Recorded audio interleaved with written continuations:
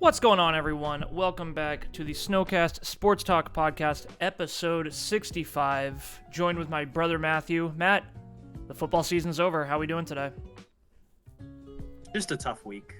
It's just a tough week to be a football fan, to not like the Chiefs, to be a slight Eagles fan, and to hate the refs. You know, it's just a tough week.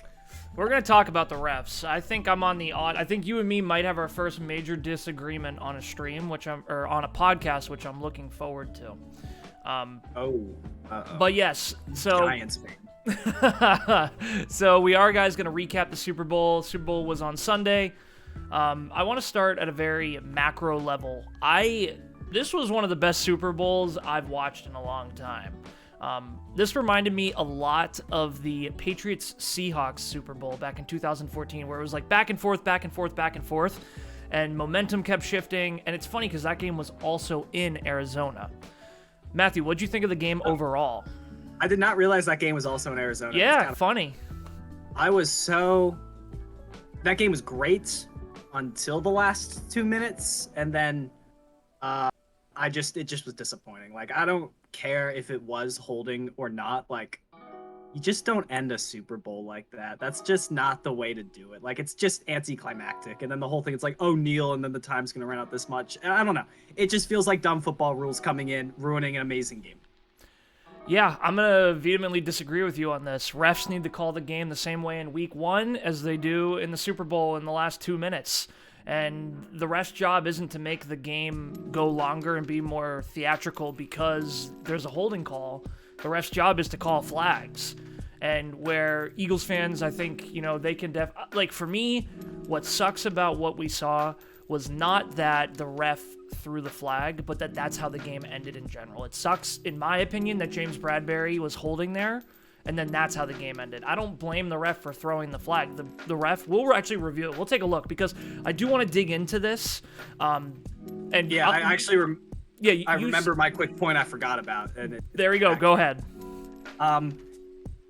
It's like, if that was holding, Bradbury and Juju Smith-Schuster came out, was like, yeah, I was being held, and yeah, I held him, but like, you watch it and it's just like, it's a little ticky-tack, and refs, it's a little soft, but go ahead. The big question, he was never gonna catch that ball. You don't know that. Yeah, no, look where it landed. We're gonna watch. He was not gonna catch it. Here we go, finally. This is the good content right here. I vehemently disagree. The reason that ball was out of his ability to catch it was because of the hold at the beginning. It was very minor, but what I'm going to show you, Matthew, is the Chiefs were cooking the Eagles on that specific play, and they were more specifically cooking the cornerbacks and the safeties, and James Bradbury held on that play because it was just going to be another time they were cooked. And I'm going to show it to you because it happened 2 times before. The bigger picture here is a ref's job is not to make the game climactic and to throw flags and not throw flags depending on where you are in the game. A ref's job is to hold the rules of the game at the standard rules. And that was a hold. It was a hold. That has been called all season. It has been. I don't know. I just don't know if that, it just doesn't, I don't know. It looks more or less like he's just touching his back, to me at least. But like, that's not where the hold is. That's not where the hold is. That's a great point you're bringing up. That is not where the hold. The hold is before. Oh, so the hold is off camera. Fantastic. Nope. It's on camera. It's just before Juju breaks out. I don't know. We're gonna watch it. We're gonna watch it. We're gonna watch it. Do we want to go right to it? We can go right to that. Yeah, we might as well. We're talking about it. So let's go to the show something. So can you see my screen, Matthew? Yeah, I can see it. Awesome. So what we're going to do is I'm going to move through the highlights here. I'm going to show you a couple plays. So the first thing we're going to talk about here, this is the full highlights. We're going to skip through. I just want to say the Eagles offense played amazing, but we'll get to this. Let's just jump to the plays that were... Yeah, and then there was another play where Devontae Smith totally caught the ball, and then the refs were like, yeah, wasn't a catch. Wasn't a great call. That one wasn't a great call, but let's go through.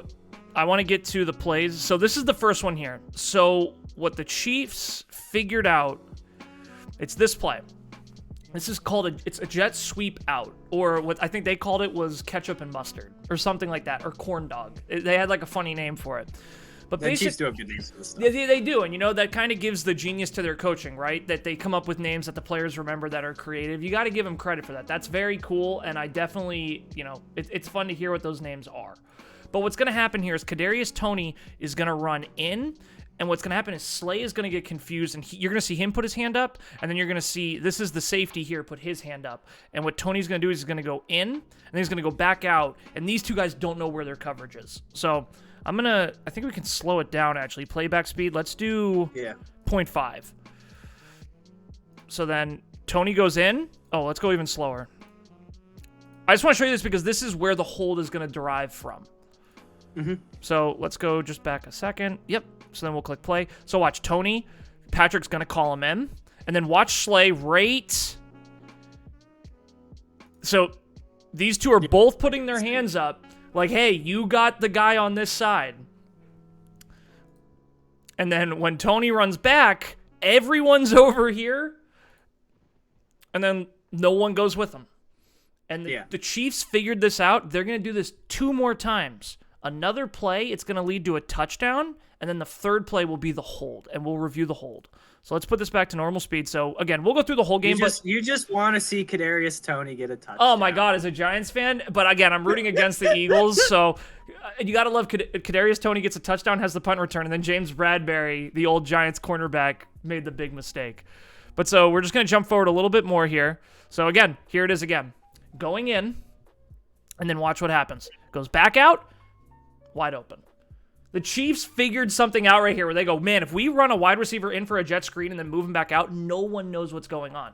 So 2 times it burned the Eagles for touchdowns. And so the third time here, let's actually, we'll jump.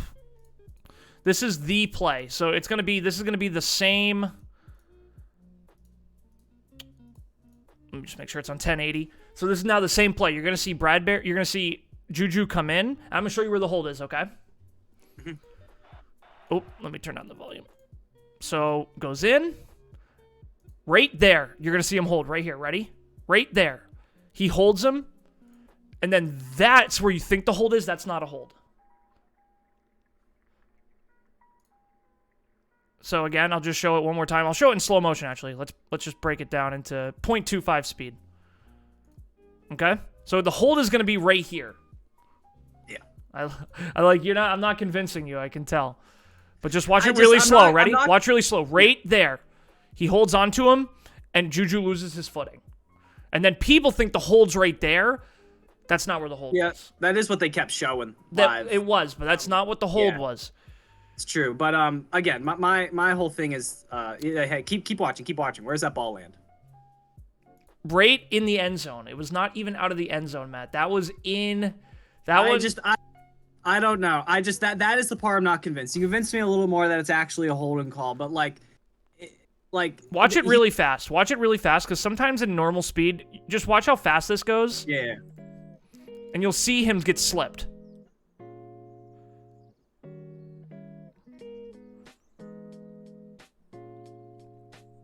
Was it ticky-tack, Matthew? Yes. But James Bradberry. At the end of the day, I just hate the Chiefs. Yeah, and I hate the Eagles, and we both had to like kind of side with our arch enemies, like other side to. Basically, I hate the Eagles so much I had to root for the Chiefs, and you hate the Chiefs so much, even though you do kind of like the Eagles. But I do enjoy the birds, but was it anticlimactic that that's what happened? Absolutely. Yeah. But I don't blame the refs. I blame Bradberry. And Bradberry owned up to it at the end of the game. He was in the press conference and he goes, yeah, I was holding. He goes, I hope the ref wouldn't call it. And Matthew, a lot of the times the refs don't call it. And that's where it gets interesting. The refs should be following the rules. And it's kind of sad that the refs follow the rules in the Super Bowl with less than 2 minutes. And it ended the game. I mean, it literally ended the game. I guess, like, as someone who is a little bit of a new football fan. I've been a fan for like a couple of years now, but this has definitely been like the last 2 years I've been really paying attention and learning all about it. I just like, it's gonna sound weird because I'm just complaining about football rules. There's nothing any of us can do about that. But like, now that they're under like the 2-minute clock and they have first down, they can just kneel and then you just wait the timeout. Like that to me is dumb. It was sad.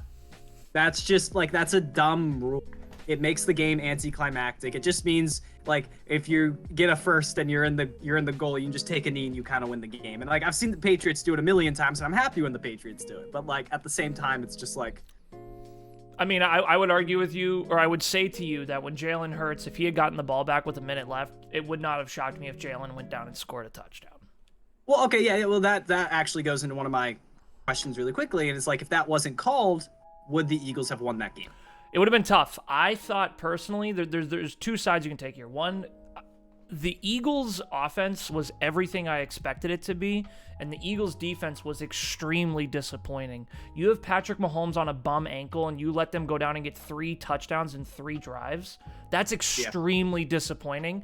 And a couple people were saying this Eagles' defense was a little bit suspect. They got to go up against the Giants, which are a clear tier below them, and then they got to go up against Josh Johnson and then Brock Purdy with a broken elbow.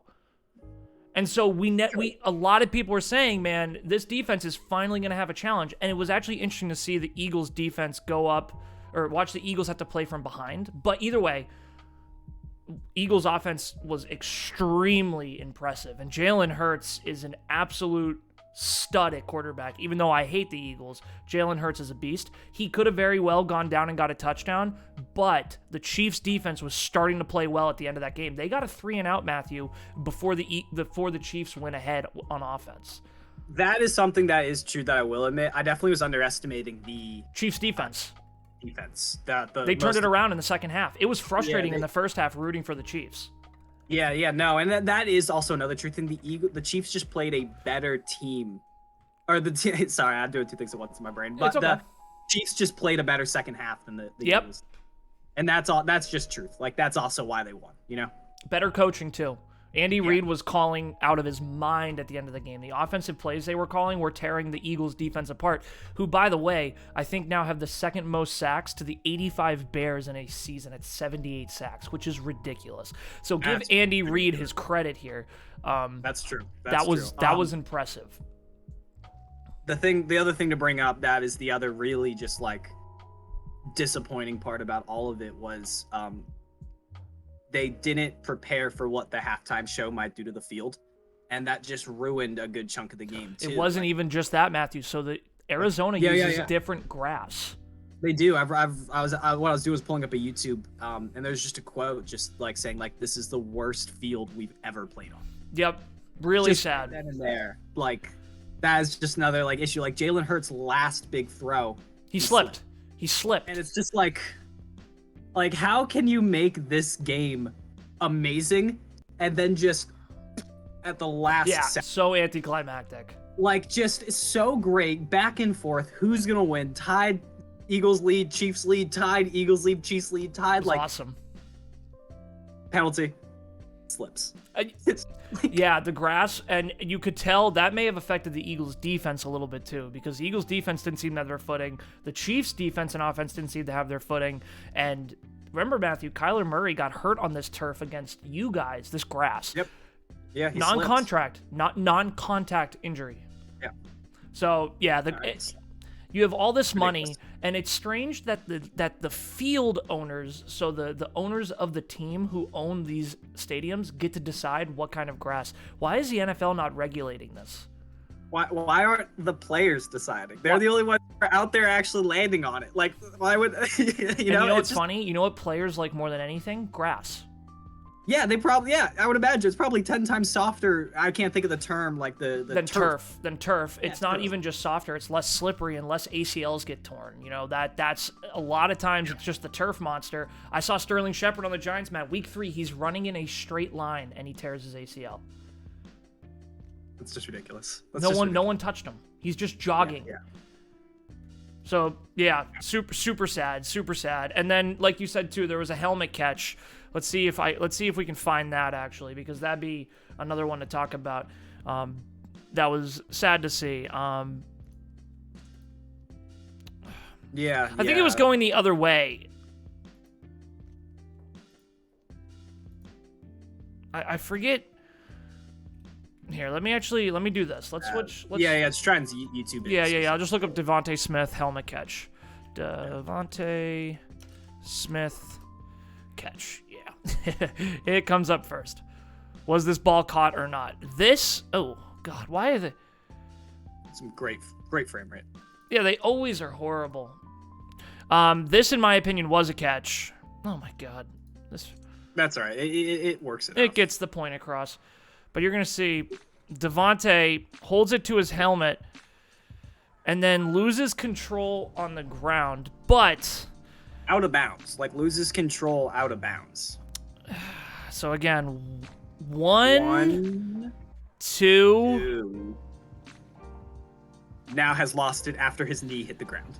Like, yeah, I don't know how much I agree with that call, but it's almost like the NFL just needs to go back and look at the rules on what's a catch and what's not a catch, because this shit's ridiculous, man. I mean, yeah, that one I'm not gonna fight with you on, Matthew. Just know that's my objectivity with this. I really do think Bradbury was holding and that call was justified, but this is ridiculous. I mean, what's going on? I'm 50-50 with the Bradbury one. You convinced me with the hold. I'm still not convinced with the throw. Was catchable.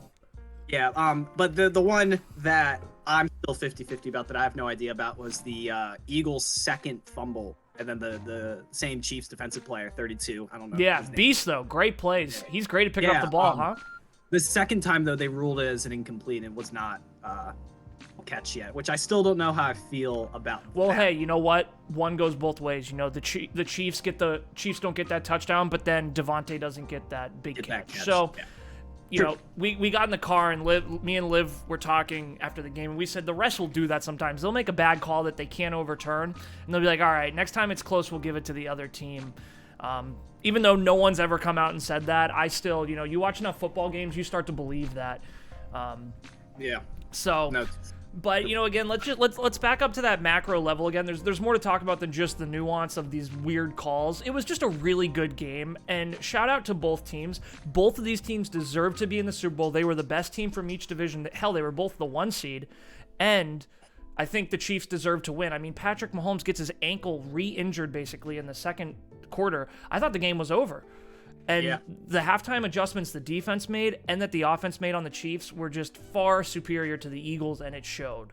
So, no, it's totally true. Both the teams were incredible, and as much as I don't like Patrick Mahomes, I do kind of like Andy Reid. He's a great head coach, and Patrick Mahomes is the best quarterback in the NFL. It's not close now. Yeah, so don't like either of them, but I'm tired of those. Look at it's the new dynasty. It's Brady and Belichick. They have a mini dynasty on their hands now. 5 AFC. I'm not saying they don't have a mini dynasty. I'm just saying Brady and Belichick. Stop comparing. Yeah. So it's like so let's start there, because there's a couple things to talk about here. Stop comparing Patrick Mahomes to Tom Brady. Patrick Mahomes needs to play for at least another 5 years at a competitive level before we start. 10. Yeah, 5 or 10. The difference is Patrick Mahomes right now, when Tom Brady was in this point of his career, was not even half as good as Patrick Mahomes is right now. Yeah, not near as good. Patrick Mahomes might be the most talented player we've ever watched play football by the end of it. And I'm not taking anything away from Brady. Brady won 7 Super Bowls. Do you know how hard that's going to be for Patrick Mahomes to do? Do you know how many things need to go right for you to win that many Super Bowls? Yeah. But especially when Mackie Jones gets his footing, he's coming after. You're wrong. You're right about that. Just the wrong Jones. But at the same time, at the beginning of this year, I don't think me personally gave enough respect to the gap level, the skill level between Patrick Mahomes, Joe Burrow, and Josh Allen. Patrick Mahomes is much better than those two players right now, and those two players are generational talent. Mahomes is transcendent, and I don't think he gets enough credit for how good he is. I know it sucks. Trust me, I have to watch Jalen Hurts, Matthew. Trust me, I feel you. But I'm just saying, only issue is the Eagles are kind of fun. The Chiefs are kind of fun. They're doing all these spinning plays, and they're lame. I do respect your hatred for them. Jump and get out of here. Another thing that was interesting from a macro level, the last 9 Super Bowls, every loser of the coin toss won the game. So when the Eagles lost the coin toss, Patrick Mahomes broke that streak. Yeah. Patrick Mahomes also broke the MVP of the regular season curse. Every MVP of the regular season that goes to the Super Bowl, I think for the last 6 or 7, has lost the Super Bowl. Mahomes was the MVP, won the game. And then there was a third one. 10 points or double digit at the half. Only one team ever came back from that, and that was the Patriots against the Falcons. So, if it was math... Still the best Super Bowl. the last quarter is good. The rest of that game is miserable. The math is, negative, positive times the negative should be a bad. They should have lost. But no, football doesn't work like math. But Patrick Mahomes broke a bunch of things, so that was cool to see as well. Yeah, no. Yeah, I mean, I'm everything I do say about Pat Mahomes, like It's the same thing I say about the Eagles, Matthew. Yeah, he's just so good, and I'm just not quite sure why you're a Giants fan. Like, the only uniforms that are worse than the Chiefs are the Giants. Really? And they're both just like, I don't know. They both just look bad. Wow. Okay, I like you're coming in the fight a little bit here, but okay. I'm mainly just messing. But well, the problem is I can't say anything bad about I actually like the Patriots' new uniform. They actually upgraded in a way that I like. This is such a great. It's a good looking uniform. It's not as good as the Giants' classic uniform or their home uniform, but it's good. Like top 10 for me. Patriots are top 10. I'm not gonna hate. But no. This was a great Super Bowl. It was a great Super Bowl. Like, what was it? 37, 35, 38, 35. Yeah, that's a great Super Bowl. Like, what are you gonna do? As much as I'm like sitting here, I'm more or less just doing it for the show of it, just being like, I disagree, don't like it. I don't like it. I have a problem with this. Yeah, and a lot of people agree with you, Matthew. I mean, Greg Olson, the announcer on the game, had a problem. Excuse me, with the call. A lot of people did, so I'm not gonna fault you for disliking that call. But yeah, no, great. Totally. And yeah, I don't like the Chiefs at all. So obviously, I'm a little upset when they lose. Do both teams?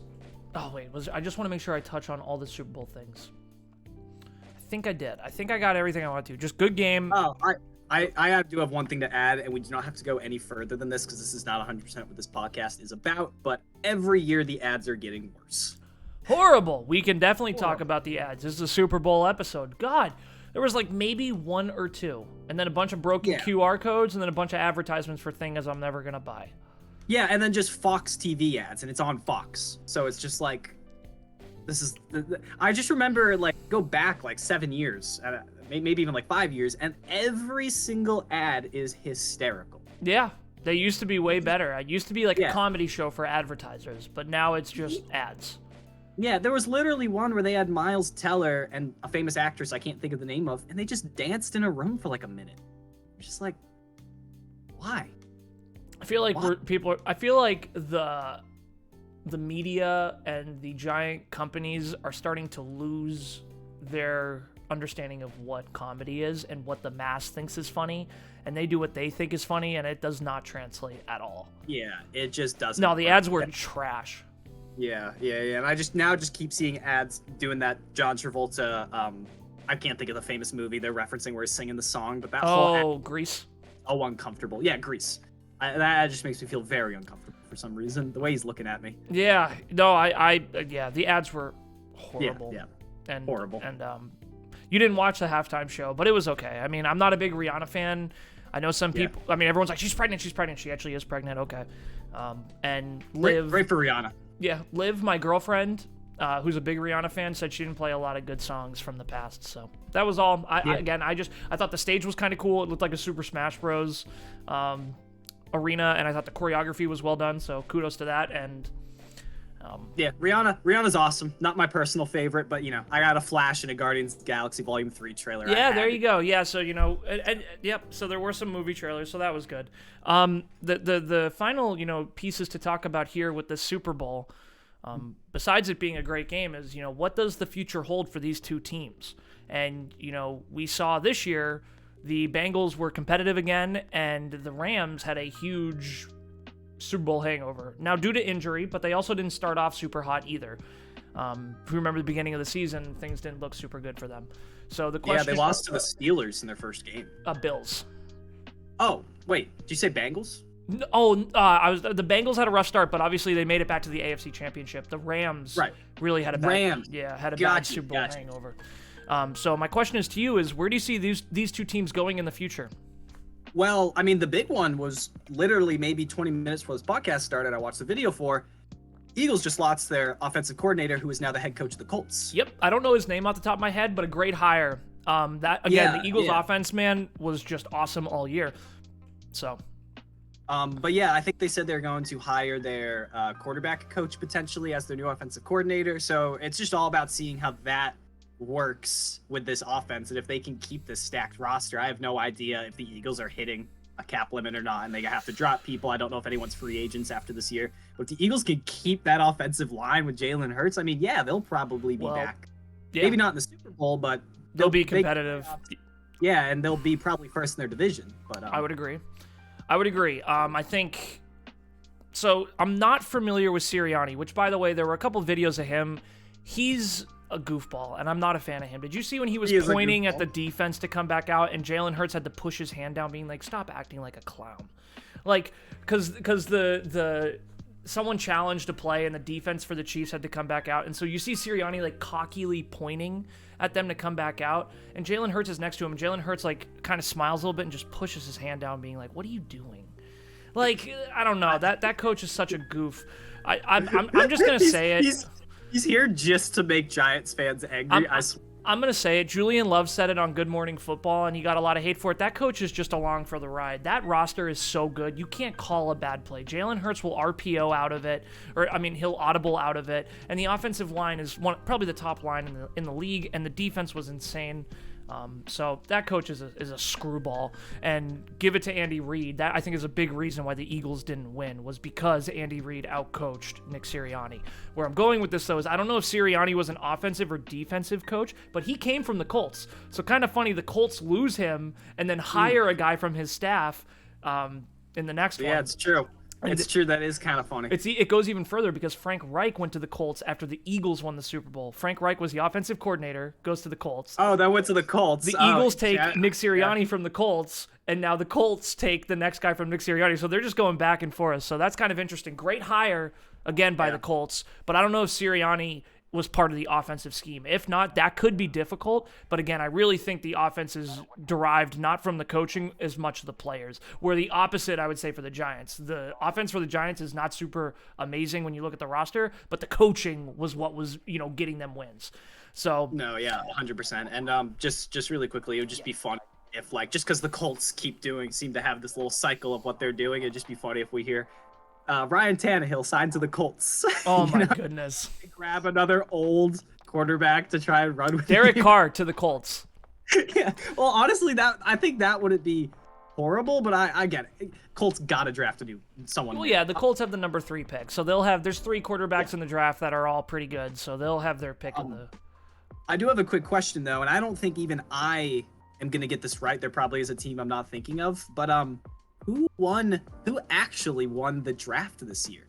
Because the Chiefs drafted great this past year. I mean, there were some rookies on that team that stepped up and kicked butt. Look at Pacheco, dude. 7th round Pacheco, pick. Yeah. He was the starting running back. I can't remember who won the defensive rookie of the year for the Chiefs. I don't know his name. Kalafakis. Yeah, that's just from Purdue. Awesome. But then the other team that drafted absolutely amazing was the Seahawks. And what about the Jets, Matt? They had the offensive and defensive player of the year for rookies. Yeah, the Jets was another team. I don't like to give them any credit at all, but they drafted great. And look at the Eagles. They had a couple first-round picks, too. And they also won the draft because they traded their pick for A.J. Brown. A.J. Brown. It's true. It's true. So I don't know who won the draft. I would probably have to go. It's hard to judge a draft after 1 year because some players have a freshman slump, a sophomore slump, so it's tough to tell. But I would probably, after a first year, say I think the Jets won the draft. The Jets had 3 first-round picks, and I think they're all going to be good. They had Garrett Wilson, Sauce Gardner, and Jermaine Johnson, and all 3 of those guys will be good players. But, I mean, you look at the 2 Super Bowl teams, and I think both of them absolutely came away in this draft. And you have to when you're a team like the Chiefs where you're paying your quarterback a lot of money. And the final thing, talking just about the future success, that's what the Eagles' problem is going to be. CD Lamb of the Cowboys came out and said, man, we just got to put around Dak what the Eagles put around Jalen Hurts. Quiz question. Do you know how much Dak Prescott makes a year? More than Jalen Hurts. That's a good, very astute. Yes, Dak Prescott makes $40 million a year. Jalen Hurts makes less than 10 because he was a second-round pick. The last Cowboys play of the season, the last play of the Cowboys of the season was perfect. It was incredible. It was perfect. It was perfect. So the Eagles will be good until they have to sign Jalen, and Jalen is clearly deserving of $50 million or more a year. Yeah, without a doubt. He's in his second year. This was his third year. This is his third year, so he's got one more as a rookie contract. Yep, and he's not a first-round pick, so they can't franchise tag him. So you can't do what the Ravens are doing to Lamar. Lamar's been there for almost 7 years, and every year they just tag him, which is basically 1 year at a very large sum of money. Like if they tagged Lamar, I think he'd make $46 million this year. Totally. So, but what the players are always looking for is that longevity. They want I'm not going to say the word right now, but like that reliability. They want to be able to be there for a while. But I think the Chiefs and the Eagles, just to go back on my question of what will both teams do next year, I think the Chiefs will be just as good as they were this year, and I think the Eagles could be better.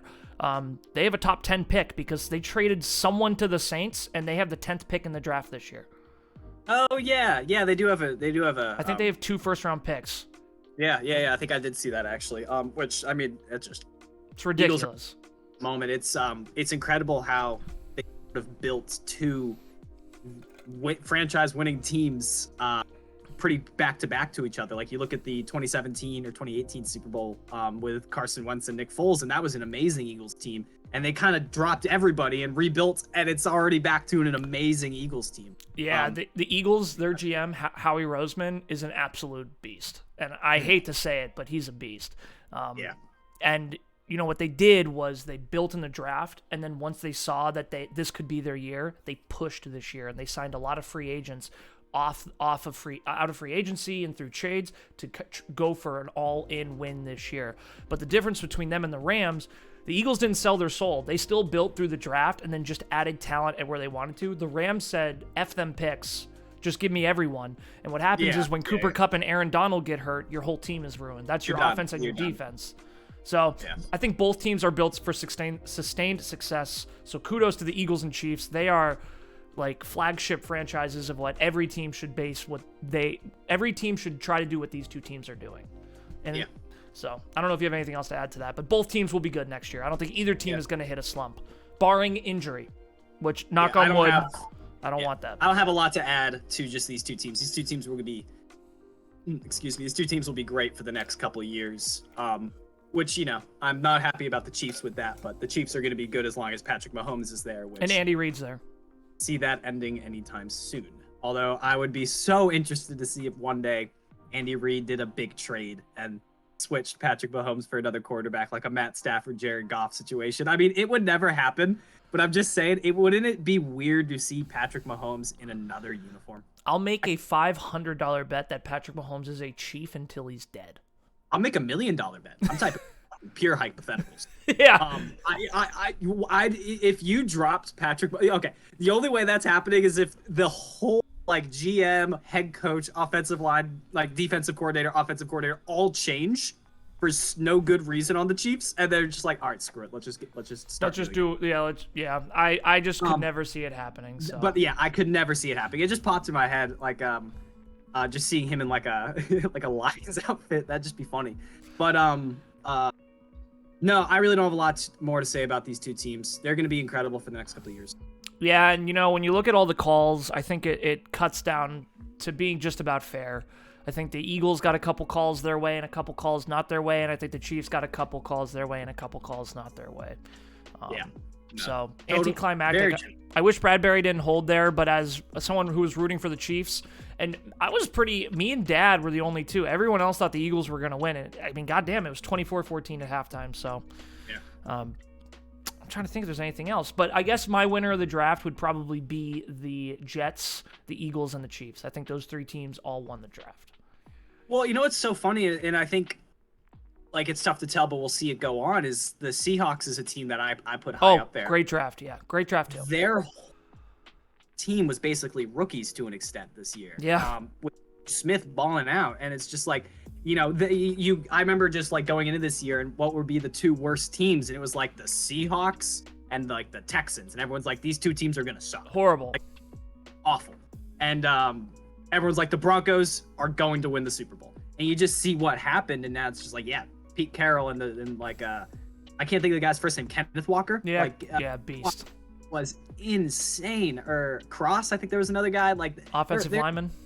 Yeah, they just had some great players. And I'm excited to see what the Seahawks can do. As like, I'm just neutral with them, so like I don't really mind. But I'm just excited. Cool to see jerseys. Yeah, great colors. Seattle is kind of a cool city. No, I like it. You know what we're gonna do? We'll probably end this podcast here. But what we're gonna do for the next podcast? So we have a couple topics coming up, and maybe we'll be able to get John for a couple of these. The next one we're gonna do is I'm gonna send you a list, Matthew, of awards for the 2022 season, and next episode we will go through those awards. So I'm gonna send you most improved team, most regressed team, or biggest disappointment, and then we'll go through that list together, and that'll be the next podcast. That would be fun. I have one last fun thing to add just about the year. Go ahead. Did the Patriots draft the best QB in that class? Trevor Lawrence, Matthew, looks good. No. Trevor Lawrence was the year before. No, he wasn't. It was with Mac Jones. Yeah, he was with Mac Jones. I'm talking about Bailey Zappi. Oh! I'm talking about Bailey Zappi, Brock Purdy, Malik Willis. Oh, come on! You can't take else. You can't take it away from Purdy. Maybe it's Purdy, but I'm just saying, you never know. You had to add a Patriots topic in here. Zappi is good, but he's a backup, and I will tell you from the outside looking in, Matthew, as a Giants fan, you should not have benched Mac. That was a very poor decision on a young quarterback's psyche, and Zappi got exposed against the Bears. So just know, Zappi did not look good against the Bears. Hey, again, you're a Giants fan. What you say literally means nothing to me. On the other hand, I don't disagree that, I mean, I it's something we can get into in a completely another podcast, but I think Bill Belichick just didn't have a brain this whole season and did really dumb things. You either, it's kind of like Brady. You either die a hero or live long enough to become the villain. I'm going to add one Giants topic in here. Both of our coordinators look to be safe. Wink Martindale was in the running for the Colts job, and now It looks like the Eagles defensive coordinator might get the Cardinals job. Our offensive coordinator was in the running for that. He was one of the final two, but the Cardinals still haven't hired anyone, which makes me think they're waiting for the Super Bowl to end. So let's hope they hire the Eagles defensive coordinator. So yeah, no, let's hope. I mean, yeah, again, we'll get into all this Patriots-Giants stuff in another topic when we can. But yeah, just the overall for our two teams, you had a great season. Last year, I had a great season, and then now this year it's just like. Well, there's going to be a game, Matthew. I'm talking. We need to maybe think about. It's going to be at MetLife, so I'll have the home field advantage. But Patriots Giants are playing this season. You guys play the NFC East. We play the AFC East. So you guys will Patriots will have to play the Eagles, the Cowboys, the Giants, and the Commanders, and I'll have to play Jets, Finns, Bills, and Pats. So if we can just like lock Joe Judge in a room somewhere for games and just give him like a little magnet board to play with or something, and then like. Just if Bill O'Brien can show up and have a great season, then yeah, that's going to be an awesome game. Bill O'Brien, man, we'll see. Yeah. But, Matt, I want to thank you for being here. It was a fun Super Bowl. I'm glad I got to watch it with you. Shout out to the Eagles and the Chiefs for an absolutely splendid game. Had a blast watching it. Very happy. It was an awesome. Very happy the Chiefs won. The Eagles fans, if they would have won, it would have been insufferable for 6 or 7 months. So I'm not going to lie to you, Matthew. I will tell you. I held my excitement back until I got in the car, and then I was very excited the Eagles didn't win. I can imagine. I didn't want to be rude because I knew Claire was kind of rooting for them. You were kind of rooting. I don't want to be an asshole, but I've hated the Eagles before you liked football. So just like I can remember 2016 watching Giants in their first Color Rush game, and the Eagles kill us in Mom's basement, and everyone was making fun of me. And so I just happy they lost, but they are a good team. But I'm not going to hide my New York pride here, all right? That's fair. And hey, I mean, if the Chiefs lost and the Eagles won, I would have been equally as stoked just because, the Patriots and the Chiefs really aren't big fans of each other. A great rivalry there. I completely get it, and I'm happy for all Giants fans as much as I really, really don't even care about them. Their back thoughts. That's fair. We feel the same way about the Patriots. We need to figure out if it's going to be a camaraderie between us or if it's just going to be like, hey, screw your team. We definitely need to figure that out. Let us know in the comments, actually. If anyone's listening, let us know. Do you prefer us to be friends or enemies? And just so we know, behind closed doors, I show a lot more love to the Pats than Matt shows to the Giants. Matthew is the bitter one here. I come in, I'm like, hey, you know what? But then... Liv did give me a lot of credit. We got in the car and she goes, "You had such a good comeback to Matthew." And I was like, "What was the comeback?" And you said something like, "Imagine being a Giants fan." And I think my response was, "It's just like being a Patriots fan, but we made the playoffs." I think that was my response. And to back myself up a little, can't imagine what it's like to be a Giants fan. But it's tough. Past 5 years, you're about to be in for it. It's hard. Well, yeah, I mean, no, again, we can get into it later, but I really hope Bill Belichick it's like electric shock therapy or something, or does something. I have no idea what he was thinking this year. I felt like every game, like there was just something dumb happens, and I've never seen the Patriots play dumb football before. And I can't say it's Mac Jones, like he had some, like that Raiders game when I can't think of who intercepted the ball, and Mac's attempts to stop him was just painful. Might have been the lowest moment I've ever seen for the Patriots. But we'll have more. The episodes we'll have coming up, we'll have our superlatives for the 2022 season. And then another episode, and I want to cement it here so I don't forget it. We're going to do who has a brighter future, the Giants or the Patriots, and it'll be a debate. It's going to be interesting. All right, either way, thank you everyone for joining us. Matthew, thank you for being here. Always a pleasure. Like I said, glad I got to watch the game with you. Guys, same. All of Matthew's links will be down below to his YouTube channel, so please be sure to give him a sub, send him a comment, let him know you came from here, and we'll see you all on the next one. Peace out.